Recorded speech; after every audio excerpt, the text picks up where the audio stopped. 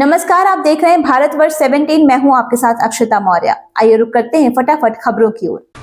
Supreme court ने 15 फरवरी को नई दिल्ली रेलवे स्टेशन पर हुई भगदड़ को लेकर लगी याचिका खारिज कर दी है। याचिका में याचिकाकर्ता आनंद लीगल एड फोरम ट्रस्ट ने दलील दी थी कि रेलवे प्रशासन मौतों की वास्तविक संख्या को छुपा रहा है, जो 18 बताई गई थी। इसके अलावा याचिकाकर्ताओं ने कोर्ट को बताया कि प्रत्यक्षदर्शियों के अनुसार भगदड़ के दौरान करीब 200 मौतें हुई थी। लोकसभा में नेता प्रतिपक्ष राहुल गांधी ने शुक्रवार को केंद्र की नरेंद्र मोदी सरकार पर बड़ा हमला बोला। उन्होंने दावा किया कि राष्ट्रीय अनुसूचित जाति आयोग में 2 अहम पद खाली हैं, जो भारतीय जनता पार्टी सरकार की दलित विरोधी मानसिकता का एक और सबूत है। उन्होंने यह भी कहा कि प्रधानमंत्री मोदी को जल्द से जल्द आयोग के सभी पद भरने चाहिए, ताकि यह दलितों के अधिकारों की रक्षा करने की अपनी जिम्मेदारी प्रभावी रूप से निभा सके। राष्ट्रीय अनुसूचित जाति आयोग की वेबसाइट के अनुसार आयोग के उपाध्यक्ष तथा एक सदस्य का पद रिक्त है।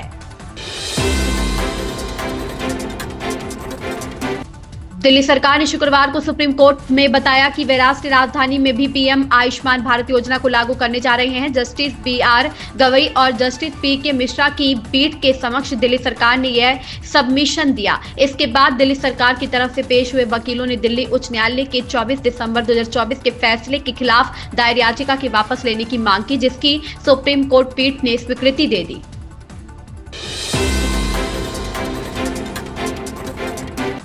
यूरोपीय आयोग के अध्यक्ष उर्सुला वॉन डेर लेयन के साथ एक संयुक्त बयान में पीएम नरेंद्र मोदी ने कहा, लोगों से लोगों का जुड़ाव हमारे संबंधों की सबसे मजबूत संपत्ति है। हमारे बीच शिक्षा, अनुसंधान और उद्योग साझेदारी बढ़ाने को लेकर नए सिरे से समझौता हुआ है। मेरा मानना है कि भारत की युवा प्रतिभा और यूरोप का नवाचार मिलकर असीमित संभावनाएं पैदा कर सकते हैं। हम यूरोपीय संघ के नए वीजा कैस्केड शासन का स्वागत करते हैं।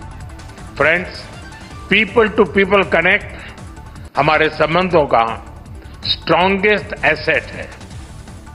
हमारे बीच एकेडेमिया, रिसर्च और इंडस्ट्री पार्टनरशिप बढ़ाने पर भी आज नई सहमति बनी है।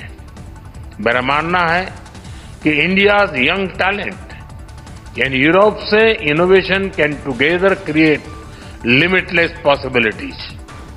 हम ईयू की नई वीजा कैस्केड रेजिम का स्वागत करते हैं।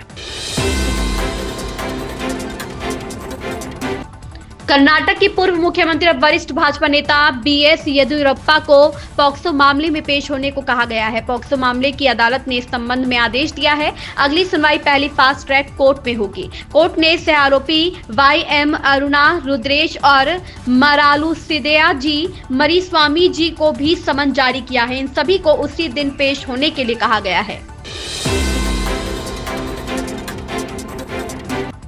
सुप्रीम कोर्ट ने मध्य प्रदेश में 2 महिला न्यायिक अधिकारियों की बर्खास्तगी को रद्द कर दिया है। कोर्ट ने इसे दंडात्मक मनमाना और गैर कानूनी बताया। जस्टिस BV नागरत्ना और न्यायमूर्ति N कोटेश्वर सिंह की पीठ ने निर्देश दिया कि दोनों अधिकारियों को 15 दिनों के भीतर सेवा में बहाल किया जाएगा। उनकी सेवाएं 2023 में समाप्त कर दी गई थी। तमिलनाडु के मुख्यमंत्री MK स्टालिन ने शुक्रवार को सोशल मीडिया पर एक वीडियो संदेश साझा कर लोगों से राज्य को बचाने के लिए एकजुट होने की अपील की। उन्होंने कहा कि परिसीमन और 3 भाषा नीति से लड़ने की जरूरत है। स्टालिन ने कहा कि परिसीमन राज्य के आत्मसम्मान, सामाजिक न्याय और जन कल्याणकारी योजनाओं से जुड़ा मामला है। पिछले हफ्ते महाराष्ट्र के उप मुख्यमंत्री एकनाथ शिंदे को भी जान से मारने की धमकी मिली थी। मुंबई के गोरेगांव पुलिस को भेजे गए धमकी भरे ईमेल में एक अज्ञात व्यक्ति ने चेतावनी दी थी कि शिंदे की गाड़ी को बम से उड़ा दिया जाएगा। राज्य सचिवालय और JJ मार्ग पुलिस स्टेशन को भी इसी तरह के धमकी भरे संदेश मिले थे। बिहार के पूर्व डिप्टी CM और राजद नेता तेजस्वी यादव कहते हैं, बीजेपी के जो लोग मंत्रिमंडल में हैं उनकी पृष्ठभूमि की जांच की जानी चाहिए कि उनके खिलाफ कितने मामले हैं। यह CM का आखिरी कैबिनेट विस्तार है। NDA 2025 में समाप्त हो जाएगा। CM पद पर रहने में सक्षम नहीं है, वे थक गए हैं, वे अपनी विश्वसनीयता खो रहे हैं। बिहार के लोग पुरानी गाड़ी नहीं बल्कि नई गाड़ी चाहते हैं। देखिए, जो भी लोग भाजपा की तरफ से या मंत्रिमंडल में जो लोग भी हैं, उनके बैकग्राउंड को भी जरा चेक कर लिया जाए कि कितने केस मुकदमे इन लोगों पर हैं, खैर इस पे तो हम ज़्यादा टिप्पा टिप्पणी नहीं करना चाहते हैं, उनका अपना अधिकार है, मंत्रिमंडल का विस्तार कर सकते हैं, लेकिन ये माननीय मुख्यमंत्री जी का अंतिम ही जो है मंत्रिमंडल विस्तार रहेगा। अब इनके बाद तो एनडीए की सरकार जाने वाली है, 2025 में एकदम एनडीए खत्म होने वाली है। बिहार की जनता ऊब चुकी है, 20 सालों से डबल इंजन की सरकार है और माननीय मुख्यमंत्री जी अब लायक योग्य नहीं रह गए हैं। अब